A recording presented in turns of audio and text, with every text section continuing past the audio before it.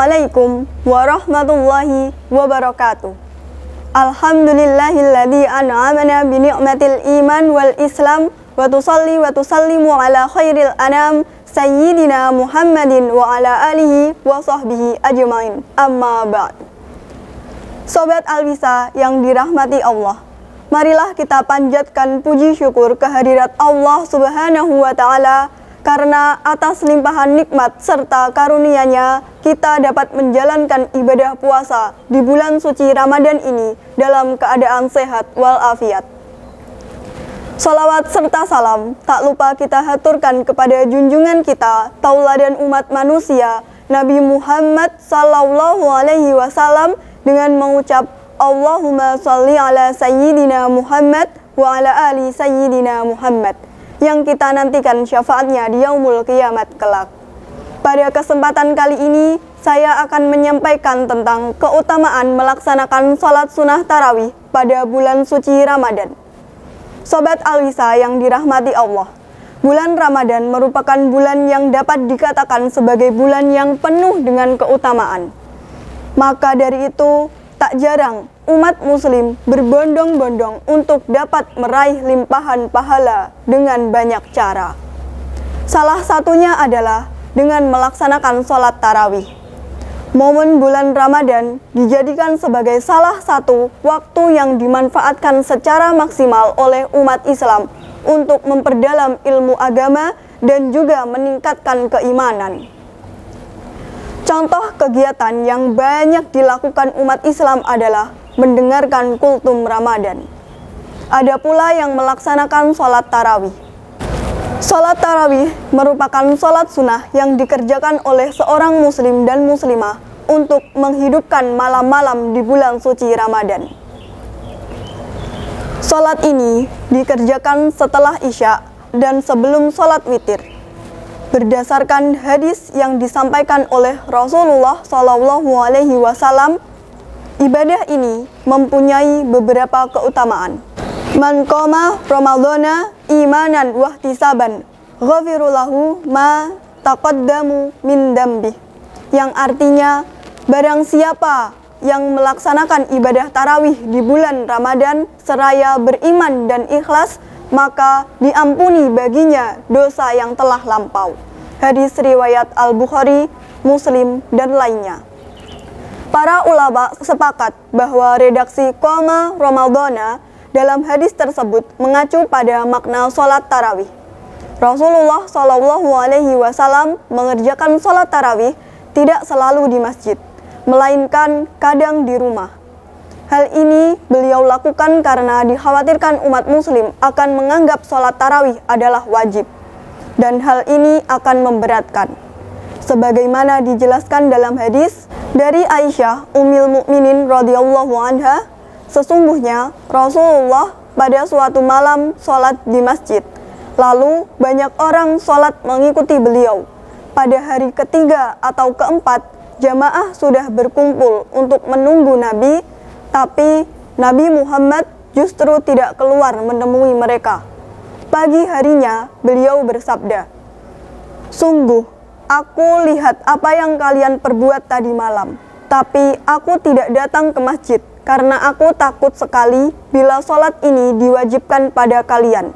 Sayyidina Aisyah berkata, hal itu terjadi pada bulan Ramadan. Hadis riwayat Al-Bukhari dan Imam Muslim.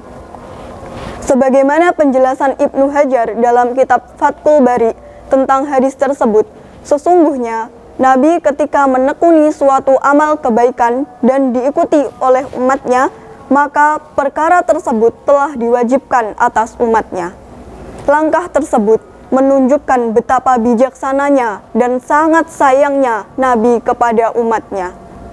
Pada hadis tersebut dapat ditarik kesimpulan bahwa yang pertama, Nabi melaksanakan sholat tarawih berjamaah di masjid hanya 2 malam, dan beliau tidak hadir melaksanakan sholat tarawih bersama-sama di masjid karena takut atau khawatir sholat tarawih akan diwajibkan kepada umatnya. Yang kedua, sholat tarawih hukumnya adalah sunnah karena sangat digemari oleh Rasulullah dan beliau mengajak orang untuk mengerjakannya. Yang ketiga, dalam hadis tersebut tidak ada penyebutan bilangan rokaat dan ketentuan sholat tarawih secara rinci. Diriwayatkan oleh Imam Muslim dari Aisyah, istri Nabi Muhammad SAW, diriwayatkan bahwa ia berkata, pernah Rasulullah melakukan sholat pada waktu antara setelah isyak sampai subuh yang dikenal dengan atamah sebanyak 11 rakaat, di mana beliau salam tiap 2 rakaat dan beliau salat witir 1 rakaat. Hadis riwayat Muslim. Sahabat Rasulullah Umar bin Khattab adalah orang yang pertama kali mengumpulkan para sahabat untuk melaksanakan sholat tarawih secara berjamaah. Sholat tarawih pada waktu itu dilakukan dengan jumlah 20 rakaat. Sebagaimana keterangan dari Yazid bin Ruman telah berkata, manusia senantiasa melaksanakan sholat pada masa Umar radhiyallahu anhu sebanyak 23 rakaat, 20 rakaat tarawih disambung 3 rakaat witir.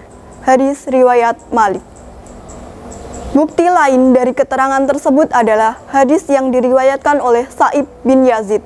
Dari Sa'ib bin Yazid, ia berkata, para sahabat melaksanakan sholat tarawih pada masa Umar radhiyallahu anhu di bulan Ramadan sebanyak 20 rakaat. Hadis riwayat Baihaqi. Sanadnya disahihkan oleh Imam Nawawi dan lainnya.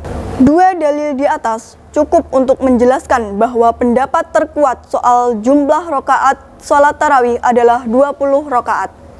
Apa yang diinisiasikan Sayyidina Umar bin Khattab tidak hanya disetujui, tapi juga dipraktikkan oleh para sahabat Nabi yang lainnya kala itu, termasuk Sayyidah Aisyah, istri baginda Nabi. Hal ini mempertegas ijma sahabat karena tiada satupun orang yang mengingkari atau menentang. Tak heran bila para ulama 4 mazhab atau mazhab lainnya mayoritas memilih pendapat ini. Inisiatif Sayyidina Umar yang kemudian diikuti oleh para ulama setelahnya adalah sangat wajar bila kita menengok sabda Nabi Muhammad SAW. Sesungguhnya Allah telah menjadikan kebenaran melalui lisan dan hati Umar. Hadis riwayat At-Tirmizi.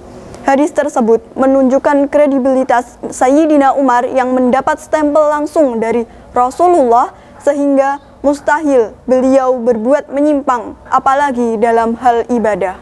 Penjelasan lain adalah hadis berikut. Dan sesungguhnya Rasulullah SAW bersabda, ikutilah sunnahku dan sunnah khulafaur rasyidin yang mendapatkan petunjuk setelah aku meninggal, maka berpegang teguhlah padanya dengan erat.